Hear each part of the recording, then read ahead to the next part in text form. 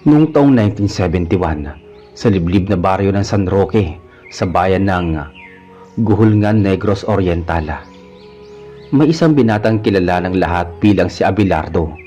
Isa siyang kargador sa palengke, kilala sa lakas ng katawan, bilis kumilos at pagiging matulungin sa kapwa. Sa tuwing umaga, siya ang unang dumarating sa pantalan upang tulungan ang mga nagdadala ng sako ng bigas, gulay at isda. Mabait siya sa lahat, kaya't madalas siyang tawagin ng mga tendera na lardong kargadora. Ngunit sa likod ng kanyang mabuting asal, may lihim siyang walang sinumang nakakaalam. Sa bawat pagdilim ng langit, nagbabago ang katauhan ni Abelardo. Sa loob ng kanyang maliit na kubo, sa may gilid ng palayan, dumadaloy sa kanyang ugat ang kakaibang pagkauhaw. Hindi sa tubig, kundi sa laman. Siya ay isang aswang, ngunit hindi tulad ng mga halimaw na pinaniniwalaang kumakain ng tao. Pinipili niyang umiwas sa ganoong kasamaan. Upang mapunan ang kanyang pagkauhaw, hilaw na karne ng hayop lamang ang kanyang kinakain. Madalas mga baboy, galing sa mga patay na hayop sa bukirin o mga tupa ng kanyang kakilala. Sa ganoong paraan, napapanatili niya ang lakas ng kanyang katawan at nagagawang itago ang kanyang tunay na katauhan. Isang umaga habang sumisikat pa lang ang araw sa tuktok ng bundok Talinis, naglakad si Abelardo patungo sa palengke. Bitbit niya ang kanyang lumang bayong at nakalugay ang buhok dahil sa pawis. Sa bawat hakbang, naririnig ang langit-ngit ng kanyang tsinelas sa basang kalsada. "Lardo, maaga ka na naman bati ni Aling Siyon, ang matandang tendera ng gulay. Ngumiti si Abelardo. Kasi Aling Siyon, gusto ko maabutan yung bangka ni Mang Turing. Meron siyang dalang isdang mga bagong huli." "Napakasipag mo talaga. Kung lahat ng kabataan dito kasing sipag mo, sigurong walang nagugutom sa baryo," tugon ni Aling Siyon. Ngumiti lang si Abelardo at nagpatuloy sa pagkakarga ng mga sako ng bigas. Hindi niya alam, sa kabilang dulo ng palengke, may dalawang lalaking lihim na nakamasid sa kanya. Mga kilalang kawatan sa lugar. "Yan yung binatang kargador na laging may pera sa bulsa," bulong ni Tomas, isang lasenggong madalas gumawa ng kalokohan. "Pagkagabi, siya lang mag-isang umuwi, walang kasama. Baka may bulsa tayo sa kanya." Ngumisi ang kasama niyang si Romy, sabay bulong ng, "Mamayang gabi sundan natin, pakikita natin kung saan siya nakatira."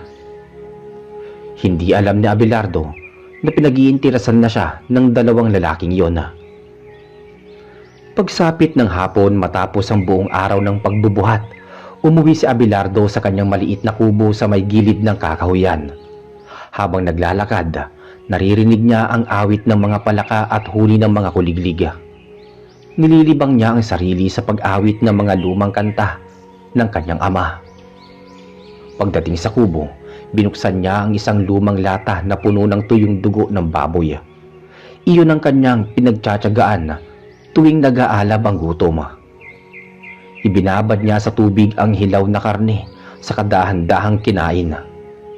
Sa bawat kagat, ramdam niya ang lakas na bumabalik sa kanyang katawan. Ngunit sa ilalim ng kanyang dibdib, naroon pa rin ang takot. Ang takot na baka isang araw may makaalam sa kanyang lihim. Kinagabihan, habang tahimik ang paligid, may dalawang aninong gumalaw sa paligid ng kubo ni Abelardo. Si Tomas at si Romeo na, parehong lasing at naglalakad na tila mga gutom na lobo. "Sigurado ka ba dito, Tomas? Parang may kakaiba sa bahay ng taong to mahinang sabi ni Romy. Duwag ka lang talaga.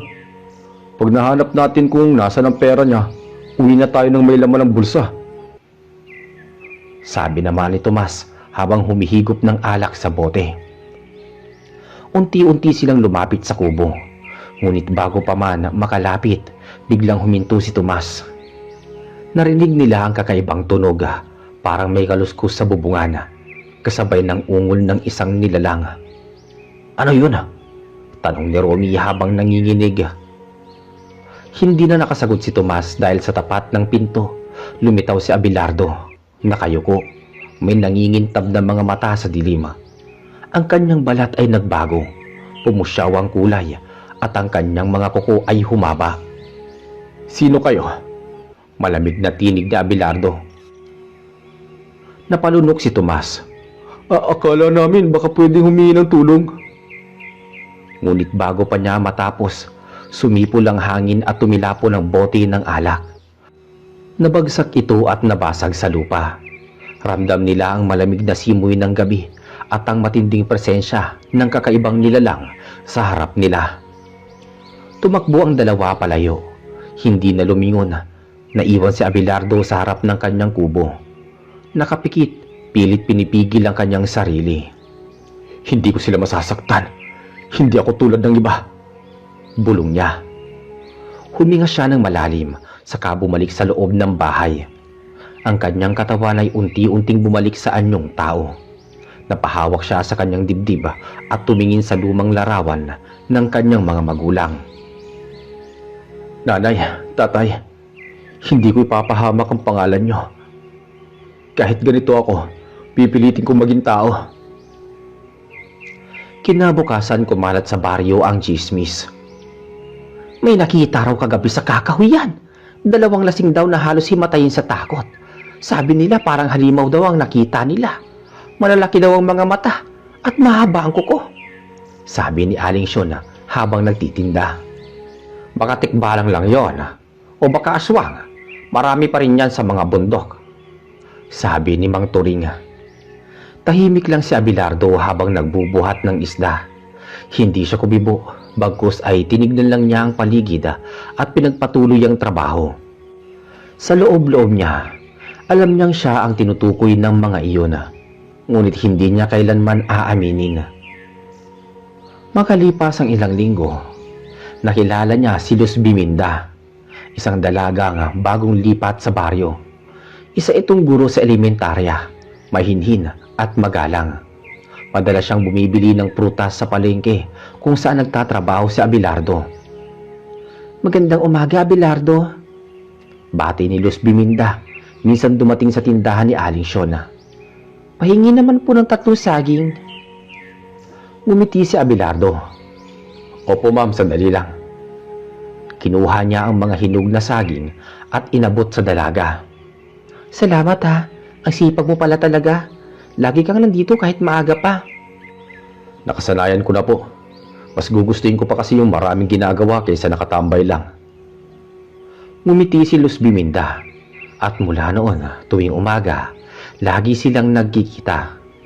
Unti-unting nabubuo ang isang pagkakaibigan. Isang bagay na matagal nang hindi naramdaman ni Abelardo. Ngunit habang lumalalim ang kanilang ugnayan, lalo ring lumalakas ang kanyang takot. Sapagkat sa tuwing lumalapit siya kay Luz Biminda, lalo siyang nangangamba na baka matuklasan ng dalaga ang kanyang tunay na katauhan. Isang gabi habang umuulan ng malakas, narinig ni Abelardo ang iyak ng babae sa may ilog. Agad siyang tumakbo kahit walang dalang ilawan. Sa kabila ng dilim, nakita niya si Luz Biminda, nakahandusay sa putikan, hinahabol ng 2 lalaking may kutsilyo. "Tumigil kayo!" Sigaw ni Abelardo, sabay takbo palapit. Nang makita siya ng mga lalaki, nagtawanan pa ang mga ito. "Tingnan mo, may kargador na magiting. Uuwi kang duguan, lalaki." Ngunit bago pa sila makalapit, nagbago ang anyo ni Abelardo. Sa isang iglap, naging matulis ang kanyang mga ngipin at tumalim ang kanyang mga kuko. Pabilis ang galaw niya, parang hangin na dumaan sa pagitan ng mga puno. Isang hampas lang at tumilapo ng isa sa mga lalaki. Ang isa na may napatulala sa takot bago tumakbo palayo. Lumingon si Luz Biminda, nanginginig sa ulan. Hindi niya akalain ang kanyang nasaksihan. Ang mukha ni Abelardo ay tila kalahating tao, kalahating halimaw. Ngunit kahit ganon, dahan-dahan siyang lumapit. "Abelardo, ikaw ba yan?" Bulong ng dalaga. "Oo, Luz, huwag ka matakot." Unti-unting bumalik si Abelardo sa normal. Isa kang aswang? Nanginginig na tanong ni Luz Biminda. Hindi siya nakasagot kaagad. Sa halip tumango siya ng mabagal. Oo, pero hindi ako pumapatay ng tao. Pinapangako ko sa'yo, hindi ako katulad ng mga halimo sa kwento. Tahimik si Luz Biminda. Tinignan niya ang binata sa mata. At sa kabila ng lahat, nakita niya roon ang kabutihan at takot ng isang nilalang na ayaw manakit. Lumapit siya at hinawakan ang kamay ni Abelardo. Kung ganyan man ang totoo sa iyo, hindi ako matatakot. Dahil kung kaya mong ipagtanggol ang iba, mas tao ka pa sa kanila. Naluha si Abelardo. Sa unang pagkakataon, may isang taong nakakita sa kanya, hindi bilang halimaw, kundi bilang isang nilalang na may puso. Sa mga sumunod na araw, naging madalas na ang pagkikita ni Abelardo at Luz Biminda. Sa umaga nakikita si Abelardo sa palengke, kargador pa rin ng mga sako ng bigas at prutas, habang si Luz Biminda ay laging dumaraan bago pumasok sa paaralan. Minsan ay dinadalhan pa siya nito ng tinapay o kape, kapalit ng kabutihan at tulong na lagi niyang ibinibigay. Ngunit sa bawat ngiti at bawat salitang palitan nila, patuloy ang pag-aalala sa puso ni Abelardo. Alam niyang kapag dumating ang oras ng gabi, muli na naman siyang magiging nilalang na hindi maaaring ipakita sa sino man. Isang hapon habang lumalabo ang araw sa kanluran, naglakad silang dalawa pa uwi. Basang-basa pa ang daan sa kakaulan. Si Luz Biminda ay nakapayong, habang si Abelardo ay nakasabit lamang sa balikat ang basang tuwalya. Abelardo, alam mo bang marami pa ring tao dito sa baryo ang naniniwala sa mga aswang? Kahit mga estudyante ko, natatakot umuwi sa gabi. Tumingin si Abelardo sa ngumiti. Marami pa rin pong takot sa hindi nila lubusang naunawaan. Pero minsan, hindi lahat ng tinatawag nilang halimaw masama. Ang ibig mong sabihin? Halimbawa na lang, Ma'am Luz. May mga taong may lihim. Hindi dahil masama sila, kundi dahil takot lang silang hindi maintindihan ng iba. Katulad mo, Abelardo? Hindi nakasagot agad si Abelardo. Sa halip, tumingin lang siya sa malayo at ngumiti. Katulad ko siguro, sabi niya. Tahimik silang naglakad hanggang makarating sa dulo ng daan. Bago sila magkahiwalay, nagpaalam si Luz Biminda. Salamat sa paghatid, Abelardo. Sana kahit minsan, makasama ulit kita sa labas ng palengke. Sige po. Kung kailangan nyo, kahit kailan nyo gusto, pwede. Kinagabihan, habang tahimik ang buong baryo, nakaupo si Abelardo sa labas ng kanyang kubo. Malamig ang hangin at tila may kasamang samyo ng dugo mula sa kakahuyan. Napatingin siya sa langit. Malabo ang buwan, tila nagtatago sa ulap. Maya-maya bigla niyang narinig ang kaluskos mula sa may likuran. Mabilis siyang tumayo, handang lumaban. Ngunit nang lumitaw ang tatlong lalaki, nakasuot ng itim at may dalang mga itak, kilala niya kaagad kung sino ang mga ito. Sila si Tomas at Romy, at isa pang bagong kasama nilang si Rigora. Yan na nga ba siya, pare? Sabi ko na nga ba, hindi normal ang taong to. Halimaw pala talaga. Sabi ni Tomas habang nakangisi. Humakbang si Abelardo palapit. Anong kailangan ninyo? Ganti. Dahil sa takot na binigay mo sa amin nung isang gabi. Akala mo makakatakas ka. Sabi ni Romy. Hindi ko kayo sinaktan. Kayo ang unang nagtagka. Tugon ni Abelardo. Ngunit hindi na sila nakinig. Sabay-sabay silang sumugod hawak ang mga itak. Mabilis na tumalon si Abelardo. Iniiwasan ang unang saksak. Sa isang iglap, nagbago ang kanyang anyo. Umusbong ang matatalim na kuko at kumintab ang kanyang mga mata. Isang hampas lang ng kanyang braso, tumilapon si Rigora sa may damuhan. Sinundan ni Tomas, ngunit nasalo ni Abelardo ang kanyang braso at tinapon ito sa kabilang bahagi ng bakuran. Si Romy na lamang ang natira. Nanginginig, nangingislap ang mga mata sa takot. Aswang ka nga! Hindi ako pumapatay ng tao, pero wag mo na akong pilitin. Dahan-dahan na lumapit si Abelardo. Tumakbo si Romy palayo. Iniwan ang dalawang kasamahan. Si Tomas ay napasigaw habang gumagapang sa lupa. Pilit umaalis sa putikan. Ngunit bigla niyang narinig ang boses ni Abelardo. Umalis na kayo, bago ko makalimutan kung sino ako. Dahan-dahang umatras si Tomas, saka tumakbo rin na. Naiwan si Abelardo sa gitna ng dilima, humihingal at nanginginig sa loob ng kanyang pagkatao. Pagkabalik niya sa loob ng bahay, napaupo siya at napaiyak. Hanggang kailan ako ganito? Hanggang kailan ako magtatago? Kinabukasan, dumating sa palengke ang dalawang pulis mula sa bayan. May reklamo daw sa isang halimaw na umatake sa kagubatang kagabi. Pinuntahan nila si Abelardo dahil siya lamang ang kilalang nakatira doon.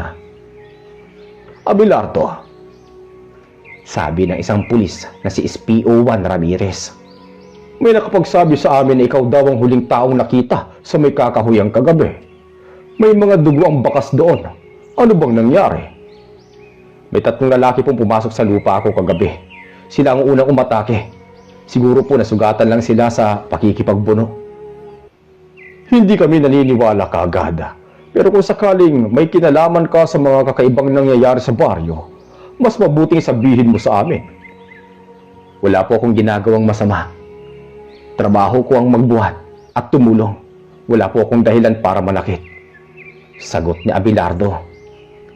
Nagkatinginan ang dalawang pulis sa tumango. O sige, pero kung may mangyari ulit, ikaw ang unang kakausapin namin. Umalis sila at naiwan si Abelardo sa gitna ng palengke. Ramdam niya ang mga matang nakatingin sa kanya. Mga tao sa paligid, mga tindera, mga matandang nag-uusap.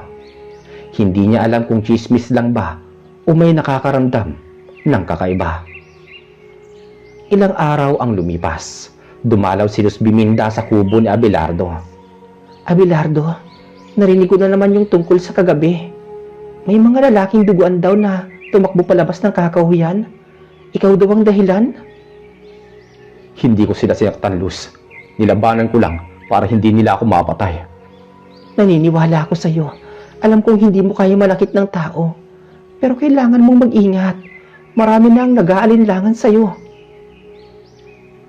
Kung gano'n, baka kailangan ko munang lumayo. Hindi. Kung lalayo ka, mas lalo lang silang maniniwala sa kasinungalingan.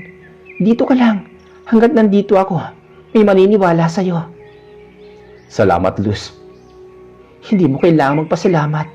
Ang mabuting puso, kahit pa may kakaibang katauhan, nananatiling mabuti. Makalipas ang 1 linggo, muling naganap ang kababalaghan sa baryo. May inireklamong alagang baboy na nilapa daw ng hindi kilalang hayop sa gabi. Ang mga tao'y takot at agad na nagpalaganap ng chismis. Aswang yan! Hindi lang baboy ang kakainin yan. Tao na ang kasunod. Baka si Abelardo. Nung gabing yun, nakita ko mismo. Nag-iba siya ng anyo, aswang siya. Sigaw ni Tomas na may benda pa rin sa kamay.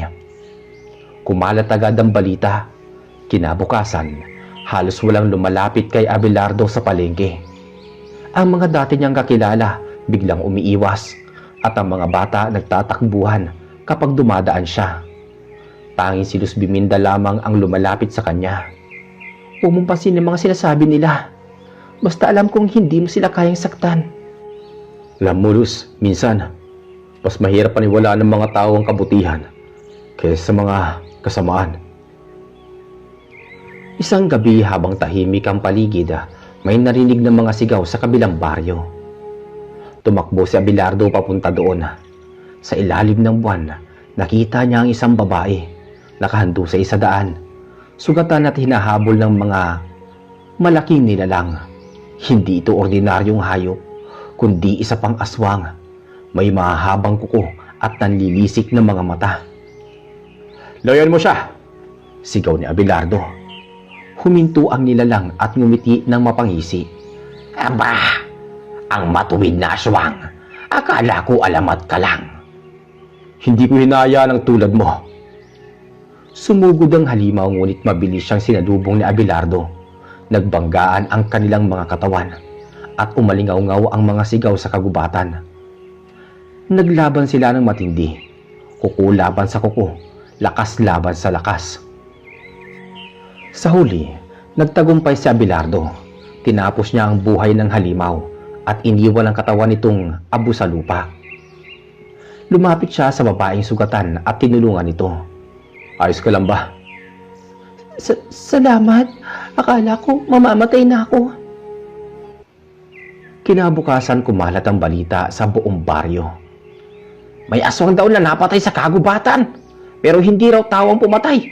Isa rin nila lang. Tahimik lang si Abelardo habang nakaupo sa harap ng kubo. Hawak ang maliit na kahon kung saan nakalagay ang mutya na naiwan ng halimaw. Lumapit si Luz Biminda, dala ang maliit na basket ng pagkain. Abelardo, narinig ko ang balita. Alam kong ikaw yon. Hindi mo kailangan magtago.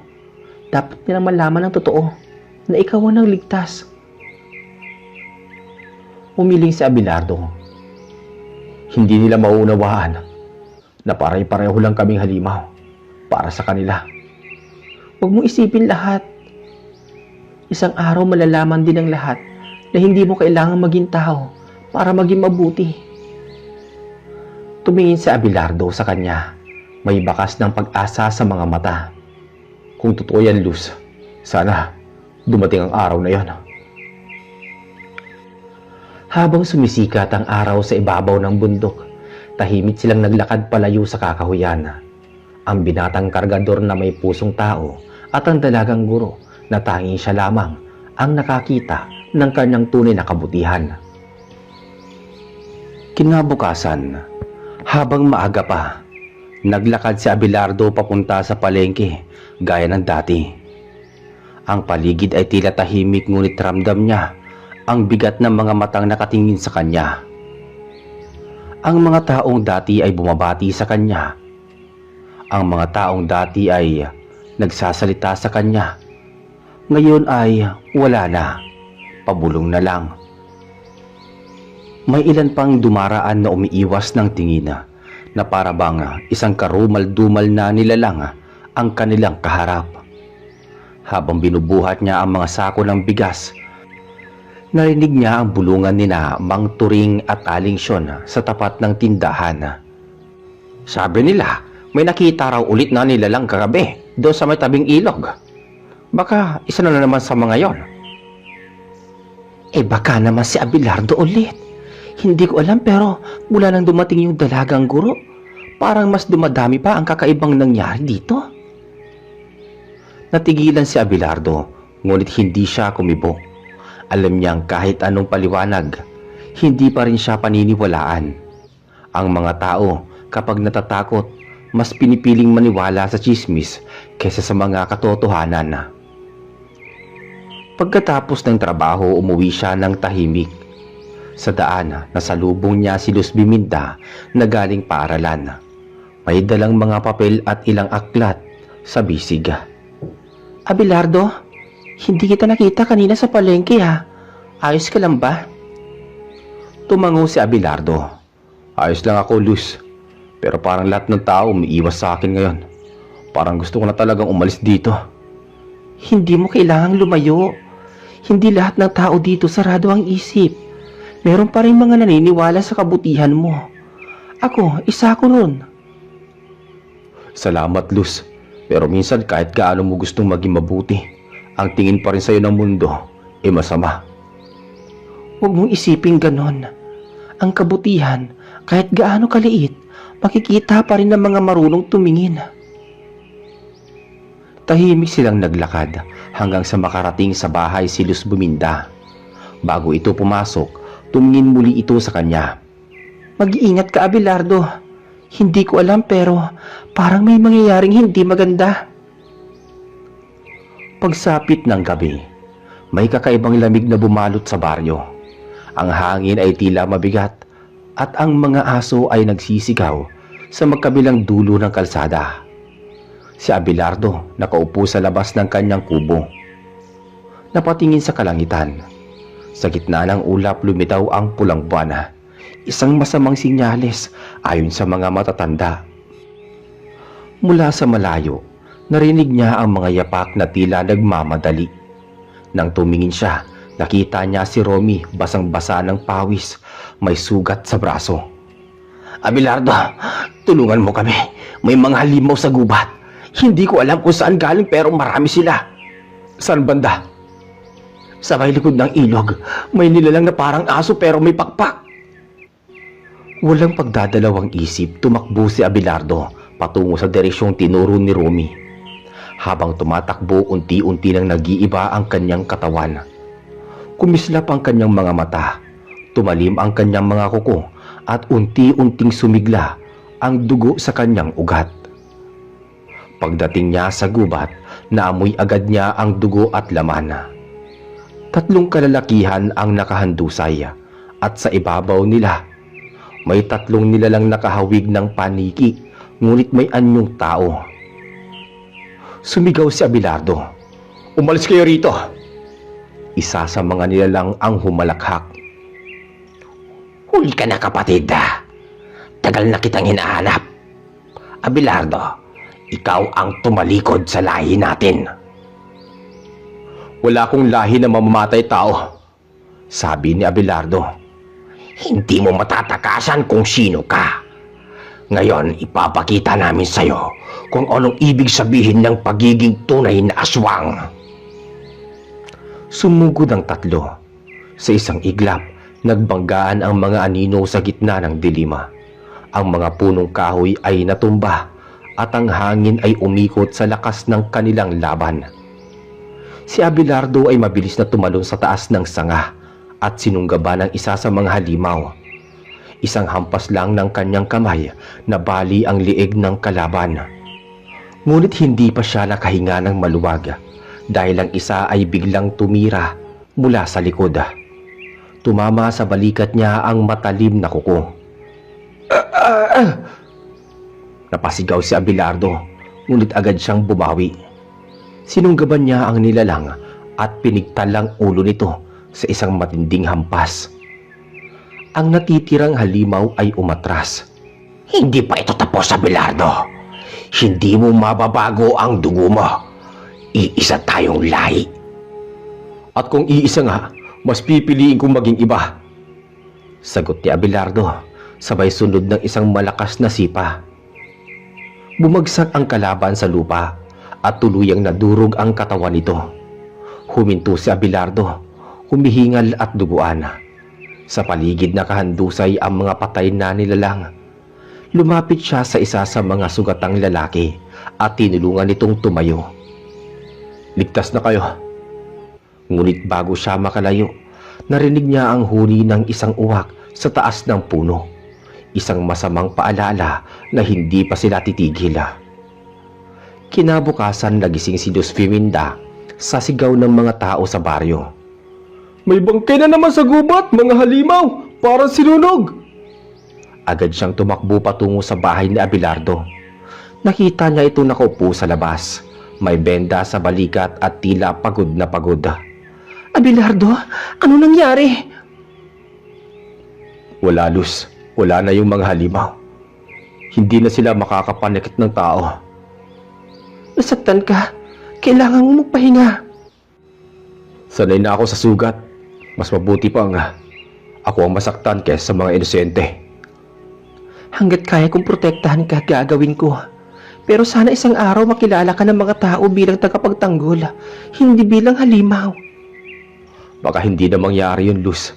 Pero kahit hindi nila ako kilalanin, basta alam kong may isang taong naniniwala sa akin, sapat na yun. Ngumiti si Dos Biminda. Sabay abot ng kamay niya. At ako yun, Abelardo.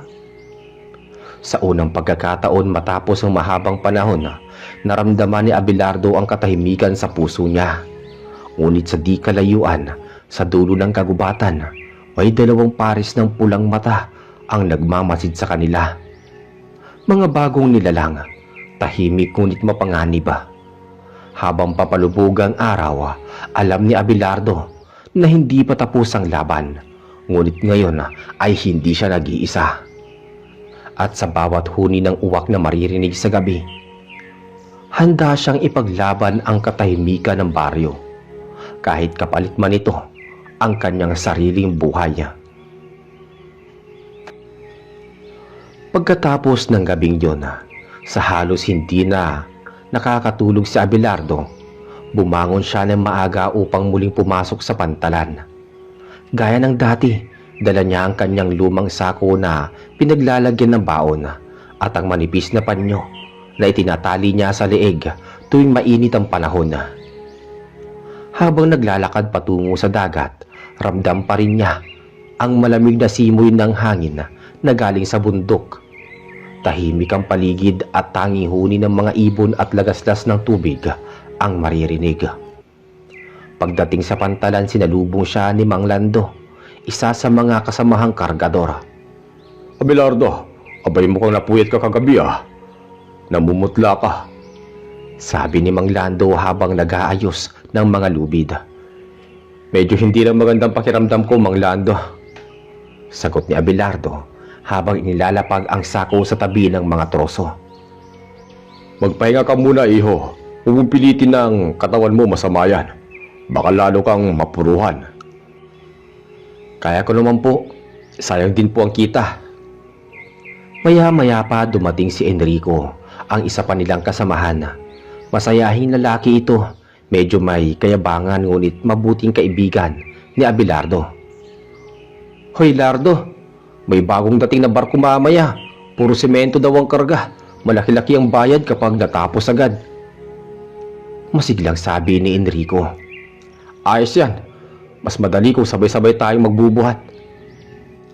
Habang nagkakarga sila ng mga sako ng semento, hindi maiwasan ng mga lalaki na mapansin si Abelardo sa kanyang pawis at lakas. Ngunit kahit pagod, hindi pa rin siya nagsasalita ng labis. Tahimik lang siyang nagtatrabaho. Binubuhat ang mga mabibigat na sako na parang wala lang. Nagsalita si Enrico. Lardo, parang hindi ka napapagod Para kang may taglay na kakaibang lakas. Biro nito habang naglalakad patungo sa bodega. Ngumiti lang si Abelardo, pilit na iniiwas ang tingin. Sanay lang siguro ako, Rico. Bata pa kasi ako, ganito ng trabaho ko Sa loob-loob niya, alam niyang hindi yun totoo. Ang lakas na taglay niya ay hindi pangkaraniwan. Sa bawat gabing tuwing lumalalim ang dilim, nagiging mas matindi ang tibok ng kanyang puso at pakiramdam niya ay nag-iiba ang kanyang pandama. Mas lumalakas ang kanyang pang-amoy, pandinig at paningin. Alam niyang hindi siya karaniwang tao. Isa siyang aswang, ngunit pinili niyang wag manakit. Nang matapos ang buong araw ng trabaho, nagkayayaan ang mga kasamahan niyang mag-inuman. Lardo, tara! May dala akong lampanog, pampawala ng pagod. Sabi ni Enrico. Pas muna ako, Rico. Maaga pa ako bukas Lagi kang ganyan. Hindi ka marunong magsaya.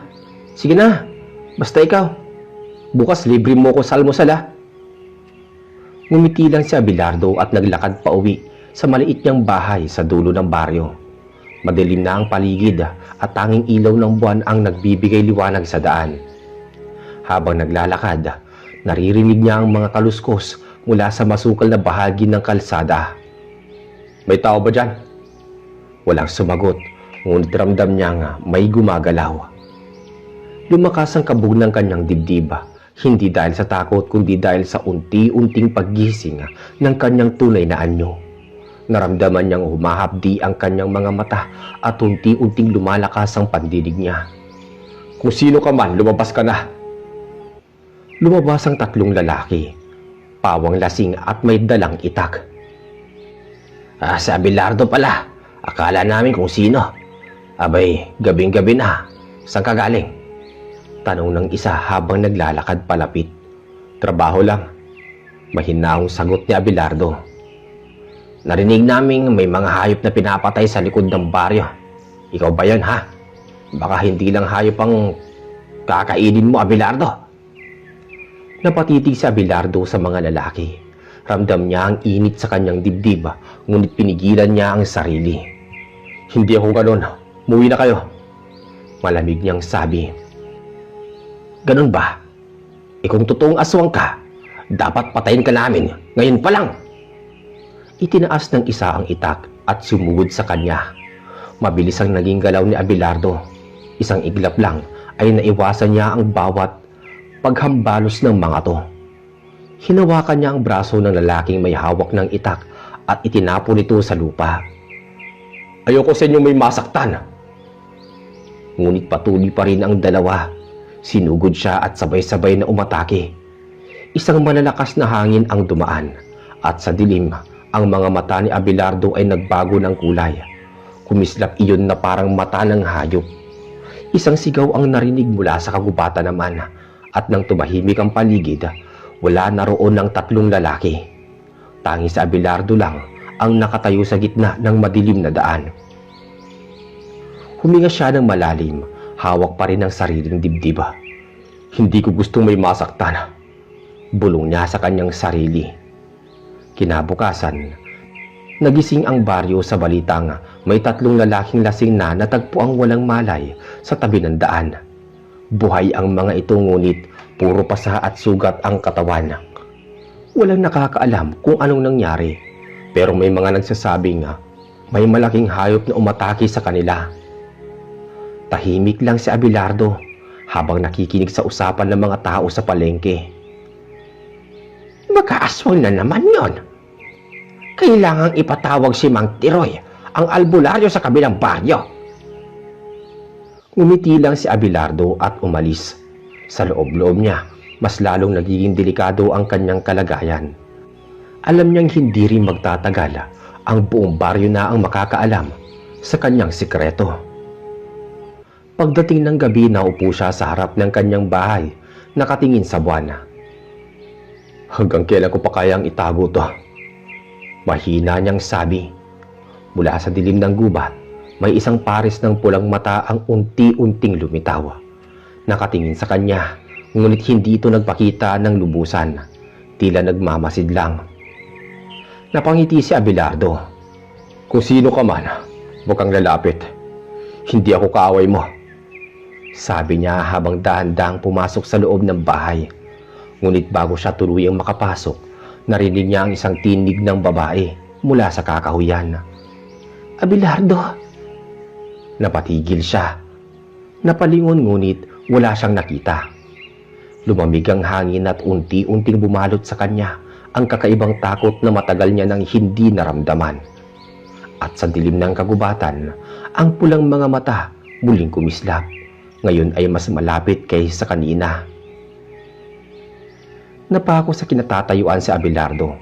Ang tinig ng babae ay tila dumaan sa kanyang pandinig na may halong lamig at hiwaga. Muling tawag ng boses ng babae. Tinawag ang kanyang pangalan. Mas malinaw na ngayon, parang nasa likod lang ng mga puno malapit sa kanyang bahay. Sino ka? Tanong ni Abelardo habang dahan-dahan niyang binubuksan muli ang pinto. Lumabas siya dala ang lampara at tinutok ito sa direksyon ng boses. Tahimik ang paligid. Ang mga kuliglig ay biglang tumigil sa paghuni at tanging hampas ng hangin sa mga dahon ang maririnig. Lumapit siya sa gilid ng daan na papunta sa kakahuyan. Lumabas ka kung sino ka man. Mahinahon niyang sabi, ngunit matigas ang kanyang tinig. May mga kaluskos na naririnig. Kasunod ang malamig na tinig ng babae. Hindi mo ba ako naaalala, Abelardo? Nagtaka siya. Paanong maalala? Sino ka? Muli sa dilim, unti-unting lumitaw ang isang babae. Maputi, mahaba ang buhok at suot ang lumang puting bestida. Ang mukha nito'y maganda, ngunit malamlam ang mga mata. Lumapit ito sa kanya, ngunit nananatili sa anino ng mga puno. Matagal na kitang pinagmamasdan, sabi ng babae. Tuwing gabi, tuwing nag-iisa ka, naririnig ko ang sigaw ng iyong puso. Naramdaman ni Abelardo ang pag-igting ng kanyang mga ugat. Hindi niya alam kung tao o nilalang ang kaharap niya. Ngunit may kakaibang pamilyaridad sa boses nito. Anong kailangan mo sa akin? Hindi ako kaaway, Abelardo. Ako si Celia, ang babae niligtas mo noon sa ilog. Celia? Ikaw yung bata noon? Yung nalunod? Oo, ako yun. Pero matagal na akong hindi kabilang sa mundo ng mga tao. Napalunok si Abelardo. Ibig mo sabihin isa kang... Engkanto, hindi ako aswang. Ngunit nakikita ko ang katotohanan sa iyong anyo, Abelardo. Alam kong hindi ka masama. Ako naman isang engkanto, uulitin ko. Tahimik si Abelardo. Pinagmasdan niya si Celia na bahagyang lumalapit. Sa tuwing umiihip ang hangin, tila nagiging malabo ang anyo nito. Parang usok. Kung alam mong hindi ako masama, bakit mo ako sinusundan gabi-gabi? Dahil nakikita kong lumalapit na sa'yo ang kapahamakan. May mga tao naghahanap sa'yo. Ang 3 lalaking sinaktan mo, nakaligtas sila. At ngayon, ipinapatawag nila si Mang Tiroy ang albularyo. Gusto nilang patunayan na isa kang nilalang ng kadiliman. Hindi ko sila gustong saktan. Sila ang unang umatake. Alam ko, pero sa mata ng mga tao, mas madali nilang paniwalaan na isa kang halimaw. Tahimik na naglalakad pabalik ng bahay si Abelardo habang kasunod si Celia na parang hangin lamang. Kung ganoon, anong dapat kong gawin? Maganda ka. Bago sumapit ang 3 gabi mula ngayon, pupunta sila rito. May dala silang langis, bawang at mga dasal. Hindi mo sila mapipigilan. Hindi ako lalaban. Kung yun ang kapalit, para mapanatiling kapayapaan, tatanggapin ko. Lumapit si Celia at sa unang pagkakataon tumapak siya sa liwanag ng lampara. Nakita ni Abelardo ang malungkot nitong ngiti. Hindi mo kailangang mamatay para lang mapatunayan na mabuti ka, Abelardo. Kung aalis ka ngayon, may lugar sa hilaga ng Lintaon kung saan hindi ka maaabot ng mga albularyo. Doon ka magtago. Hindi ako duwag. Dito ako pinanganak. Dito rin ako mananatili. Kahit aswang ako, may puso pa rin akong tao. Bago pa makasagot si Celia, may narinig silang mga yapak mula sa malayo. May mga taong may dalang ilawan. Dumating na sila ng mas maaga. Hindi pa malumilipas ang 3 gabi. Narito na sila. Mabilis na pinatay ni Abelardo ang lampara at tumakbo papasok ng bahay. Sa labas naririnig niya ang boses ni Mang Tiroy. Sigurado akong dito nakatira ang aswang na yan. Amoy ko ang dugo sa paligid. Nagtago si Abelardo sa likod ng pinto.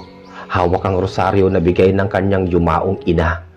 Bagamat alam niyang hindi iyon epektibo sa kanyang lahi, may simbolo itong nagpapaalala sa kanya na minsan siyang naging tao.